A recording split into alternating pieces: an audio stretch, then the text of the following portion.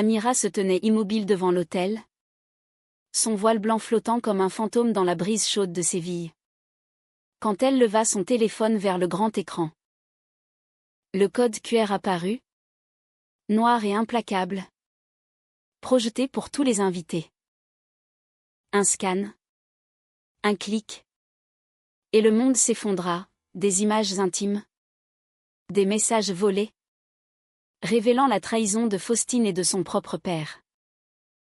Dans les rues pavées de Séville, où l'air embaumait le jasmin et les oranges amères, Amira avait rencontré Faustine par un après-midi d'automne. Elle, la photographe andalouse aux yeux de braise, capturait les ombres des patios fleuris. Faustine, la Française expatriée, enseignante de littérature à l'université, errait avec un livre sous le bras, cherchant l'inspiration dans les ruelles mauresques. Leurs regards s'étaient croisés près de la Giralda, cette tour qui défiait le ciel comme un défi au cœur solitaire. Amira, avec sa peau hâlée par le soleil ibérique et ses cheveux noirs cascadant comme une nuit sans lune, avait souri la première. « Vous semblez perdue, mademoiselle », avait-elle dit en français approximatif, teinté d'un accent chantant. Faustine, aux boucles blondes encadrant un visage pâle et fin, avait ri doucement. Perdue ? Non. Je cherche seulement la poésie dans ces pierres anciennes. Ce fut le début d'une romance qui semblait sortie d'un roman de Colette ou de Sagan, imprégnée de cette sensualité française que Faustine apportait avec elle. Elle se promenait le long du Guadalquivir, où les reflets des ponts dansaient comme des promesses. Amira, orpheline de mère depuis l'enfance, avait trouvé en Faustine une compagne qui comblait les vides de son âme. Faustine parlait de Paris avec nostalgie, de ses cafés enfumés et de ses nuits existentialistes. Mais elle avait choisi l'Espagne pour fuir un passé qu'elle évoquait rarement, un père autoritaire, un magnate du vin bordelais nommé Henri, qui avait toujours vu en elle une héritière plutôt qu'une femme libre. Henri était arrivé à Séville peu après leur rencontre, sous prétexte de visiter sa fille. C'était un homme imposant, aux tempes grisonnantes et au regard perçant, qui masquait son conservatisme derrière un vernis de courtoisie. Amira l'avait accueilli avec chaleur, ignorant alors les ombres qu'il portait. « Ma fille a de la chance de vous avoir trouvé », avait-il dit lors d'un dîner arrosé de Rioja, ses yeux s'attardant un peu trop longtemps sur Faustine. Amira avait ri, attribuant cela à l'affection paternelle. Les mois suivants furent un tourbillon de passion. Amira et Faustine s'aimaient avec une intensité qui défiait les conventions. Dans leur petit appartement surplombant la plaza de España, elles passaient des nuits entières à explorer les contours de leur corps, à murmurer des serments dans un mélange de français et d'espagnol. « Tu es mon Andalouse sauvage ?» chuchotait Faustine en traçant des lignes sur la peau d'Amira. « Et toi ? Ma muse parisienne ?» répondait Amira, le cœur battant. Elle parlait de mariage, d'un avenir où elle défierait le monde conservateur qui les entourait. En Espagne, le mariage homosexuel était légal depuis des années. Mais dans les familles traditionnelles comme celle d'Amira son père, un artisan du cuir respecté mais rigide, cela restait un tabou. Pourtant, des fissures apparurent. Faustine devenait distante par moments, prétextant des cours tardifs ou des appels de France. Amira, intuitive, sentait un malaise grandir. Un soir, en fouillant par hasard dans le téléphone de Faustine un geste qu'elle regretterait et justifierait 1000 fois, elle découvrit des messages codés. Des allusions à des rendez-vous secrets. Des photos ambiguës. Son cœur se serra quand elle comprit, Henri n'était pas seulement le père protecteur. Il était l'amant caché de Faustine. Une liaison incestueuse et destructrice qui remontait à des années. Un secret que Faustine avait fui en venant en Espagne, mais qu'il avait rattrapé. La révélation fut un coup de poignard. Amira passa des nuits blanches, errant dans les jardins de l'Alcazar, où les fontaines murmuraient comme des larmes. Comment Faustine, sa Faustine, pouvait-elle trahir ainsi? Et Henri, cet homme qu'elle avait accueilli comme un beau-père potentiel? La douleur était viscérale. Un mélange de jalousie, de dégoût et d'une pitié profonde pour Faustine, victime peut-être d'un passé toxique. Amira envisagea la confrontation, mais la peur la retenait. Au lieu de cela, elle ourdit un plan, froid et calculateur, inspiré par les drames shakespeariens qu'elle adorait. Le mariage approchait, ce serait le théâtre de sa vengeance. Les préparatifs du mariage battaient leur plein. La cathédrale de Séville, avec ses voûtes gothiques et ses vitraux irisés, avait été choisie pour Sa Majesté. Amira, feignant l'excitation, insista pour une touche moderne, un QR code géant projeté lors de la cérémonie, censé mener à une vidéo surprise de leurs souvenirs. Faustine, ignorante, avait souri. Quelle idée romantique! Ma chérie. Henri, arrivé de Bordeaux, arborait un air satisfait, comme s'il orchestrait tout. La veille du mariage, Amira compila les preuves, capture d'écran, enregistrement audio volé, tout ce qui exposait la liaison. Elle les upload sur un site anonyme, lié au QR code. Son père à elle. Ignacio. Un homme simple et bon. La vit pâlir mais n'osa pas demander. Tout va bien. Ija. Amira hocha la tête, les larmes aux yeux. Elle pensait à sa mère défunte, qui lui avait enseigné la force des femmes andalouses. Le jour J arriva sous un ciel azur. Les invités affluaient, amis de l'université, famille d'Amira, quelques relations d'Henri. Faustine, radieuse dans sa robe crème, embrassa Amira avant la cérémonie. Aujourd'hui, nous sommes libres, murmura-t-elle. Amira sourit, le cœur en miettes. La cérémonie commença dans un silence solennel, ponctué par les notes d'un orgue ancien. Amira et Faustine se tenaient main dans la main devant le prêtre, leurs voiles flottant comme des drapeaux de reddition. Les invités, une centaine de visages curieux, murmuraient des félicitations. Henri, au premier rang, ajustait sa cravate avec un sourire paternaliste qui masquait son secret. Le prêtre prononça les vœux traditionnels, adaptés pour ce couple non conventionnel. Amira, acceptez-vous Faustine comme épouse? Pour le meilleur et pour le pire? Amira hésita une seconde. Son regard croisant celui de Faustine, empli d'une tendresse feinte. Oui, répondit-elle d'une voix ferme, mais son esprit hurlait la vérité. Puis vint le moment de la surprise. Et maintenant, chers invités, une petite touche personnelle, annonça Amira en se tournant vers l'écran géant installé derrière l'autel. Le QR code apparut, imposant, comme un jugement divin. Scannez-le avec vos téléphones, invita Amira d'une voix claire. Les invités, intrigués, sortirent leurs appareils. Faustine fronça les sourcils, sentant un malaise. Henri blêmit légèrement. Amira leva son propre téléphone. Le scan retentit comme un coup de feu silencieux. L'écran s'alluma, des images défilèrent, brutales dans leur honnêteté. Des messages explicites entre Faustine et Henri. Des photos volées d'eux dans des hôtels parisiens. Des confessions audio où Faustine avouait son tourment. « Papa, je t'aime.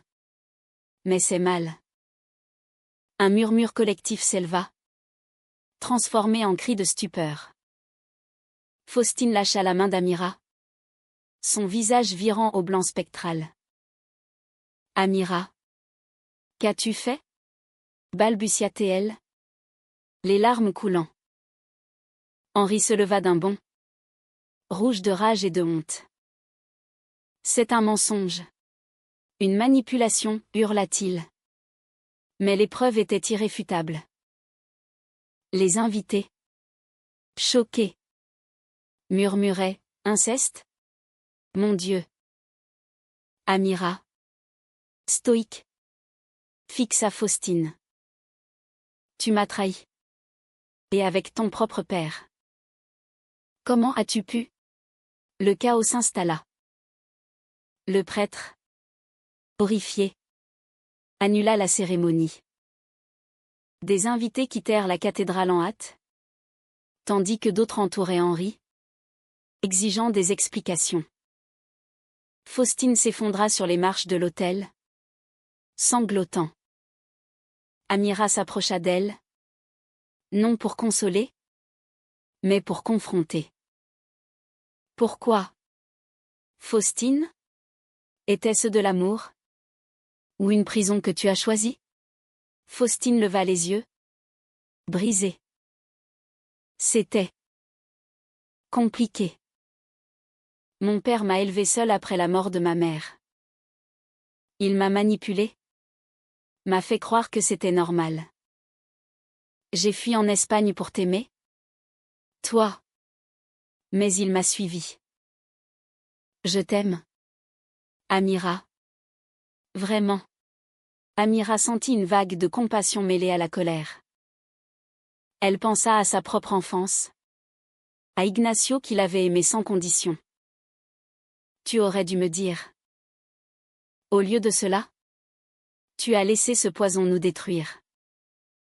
Henri, acculé, tenta de s'échapper, mais Ignacio l'intercepta. Vous avez brisé ma fille, gronda-t-il en espagnol, son poing serré. Pas de violence, mais une tension palpable. Les heures suivantes furent un tourbillon. La police fut appelée. Non pour arrestation immédiate. L'inceste n'était pas pénal en Espagne pour adultes consentants mais pour enquêter sur les allégations de manipulation. Faustine fut emmenée à l'hôpital, en état de choc.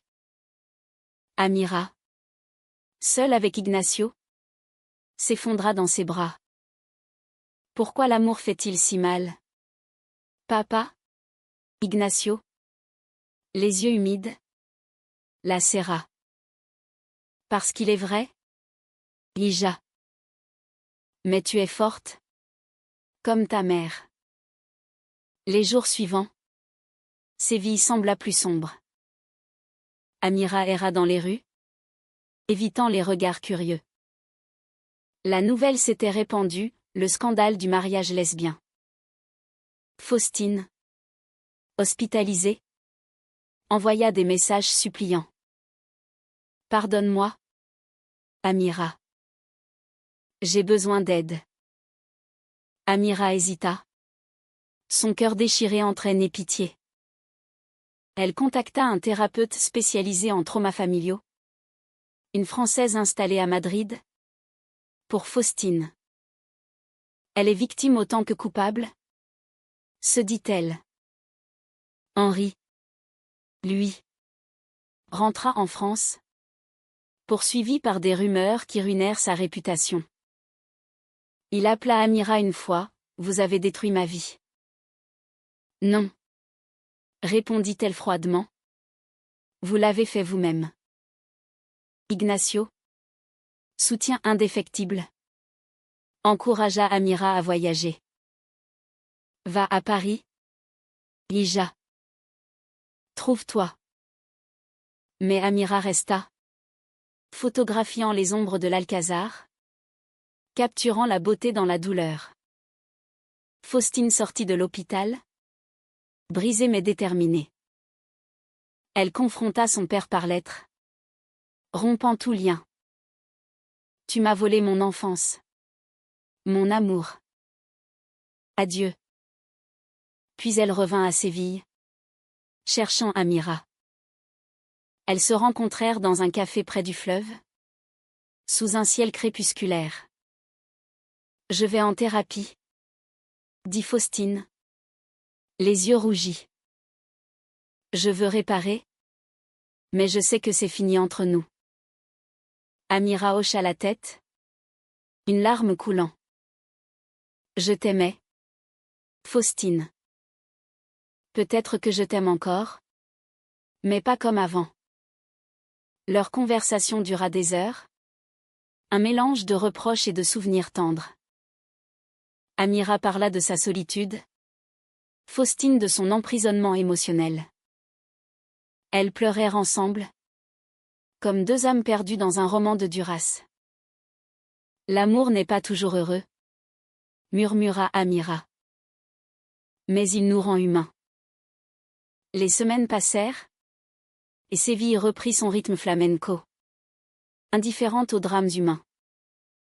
Amira reprit son travail de photographe, capturant des mariages ironiquement, des visages radieux qui lui rappelaient son propre naufrage. Faustine, quant à elle, quitta l'université pour un temps, se réfugiant dans la lecture et la thérapie. Elle se voyait sporadiquement, non comme amante, mais comme survivante d'un même ouragan. Nous étions censés être des pionnières ? Dit un jour Faustine en sirotant un café. Deux femmes s'aimant librement en Espagne. Et regarde-nous. Amira sourit tristement. Peut-être que la liberté vient après la tempête. Ignacio, sentant la détresse de sa fille, organisa un voyage en Andalousie profonde, vers Grenade et l'Alhambra. Là, sous les arches mauresques, Amira médita sur l'amour. Les palais sont construits sur des ruines, lui dit Ignacio. Ton cœur aussi se reconstruira. Elle pensa à Faustine, à cette Française qui avait apporté la pluie parisienne dans son soleil ibérique. Était-ce de la haine qu'elle ressentait? Ou une compassion profonde? Henri, de son côté, sombra. À Bordeaux, ses affaires périclitèrent sous le poids du scandale. Il envoya une lettre à Faustine, ma fille. Je suis désolé. J'ai été faible. Égoïste. Pardonne-moi. Faustine la lut en tremblant, puis la brûla. Le pardon n'efface pas les cicatrices, confia-t-elle à Amira lors d'une promenade nocturne. Amira, touchée, posa une main sur son épaule. Mais il peut guérir. Un soir, lors d'un festival de flamenco, Amira invita Faustine. Les guitares résonnaient, les danseuses tapaient du pied avec une passion viscérale. Assises côte à côte, elles sentirent une étincelle renaître. Non d'amour romantique, mais d'une amitié naissante. Regarde-les, murmura Amira. Elles dansent leur douleur. Faustine hocha la tête. Comme nous. Le haut tram se profilait, Faustine décida de retourner en France pour affronter son passé. Je dois témoigner. Peut-être porter plainte. Amira l'encouragea. Va. Et sois forte. À l'aéroport, elles s'embrassèrent chastement. Merci pour tout, Amira. Tu m'as libérée. Amira pleura en la voyant partir. Seule, elle rentra à Séville, le cœur allégé d'un poids. Mais le destin réserva une surprise. Des mois plus tard, une lettre arriva, Faustine avait gagné un procès contre Henri pour abus émotionnels. Il fut condamné à une amende, et plus important, à une thérapie obligatoire. Faustine, libérée, revint en Espagne. Je veux recommencer, dit-elle à Amira. Pas comme amante, mais comme amie. Amira accepta, sentant une guérison s'amorcer. Elles explorèrent ensemble les sierras andalouses, parlant de philosophie, d'amour, de résilience.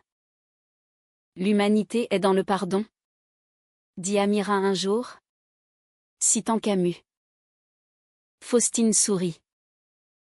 Et dans l'amour vrai, s'enchaîne. Henri, transformé par sa chute, envoya un message final, j'accepte ma faute. Vivez heureuse.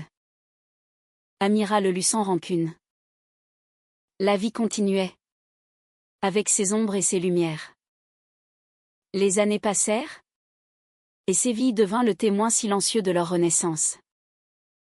Amira, désormais une photographe renommée, exposa une série intitulée « Ombre d'amour », inspirée de leur histoire. Les clichés capturaient des couples dans l'ambiguïté, des regards croisés, des mains effleurées. Faustine, de son côté, écrivit un roman autobiographique, Le Code brisé, qui devint un best-seller en France et en Espagne. Elle y dépeignait leur romance avec une honnêteté crue, masquant les noms mais pas les émotions. C'est notre catharsis, dit-elle à Amira lors du lancement. Elles ne redevinrent pas amantes, mais leur lien évolua en une sororité profonde, un amour platonique teinté de nostalgie. Amira rencontra une autre femme, une danseuse de flamenco nommée Lucia, avec qui elle trouva une passion simple et joyeuse. Faustine, elle, resta célibataire, se consacrant à l'enseignement et à l'activisme pour les victimes d'abus familiaux. Tu m'as sauvée, Amira, confia-t-elle un soir, sous les étoiles andalouses.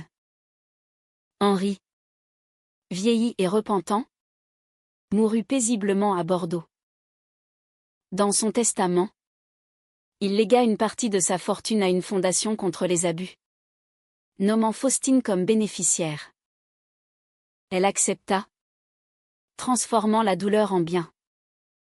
La vie est un cycle, murmura-t-elle. Ignacio, fier de sa fille, organisa un dîner familial où Faustine fut invitée. Vous êtes toutes les deux des guerrières ? dit-il en levant son verre. Amira sourit, sentant la paix s'installer. Leur histoire, bien que tragique, devint un symbole d'humanité. La trahison peut détruire, mais le pardon reconstruit. À Séville, où les fleurs d'oranger parfument l'air, Amira et Faustine marchaient parfois ensemble, se rappelant le QR code qui avait tout changé. C'était un mal pour un bien, conclut Amira. Faustine acquiesça.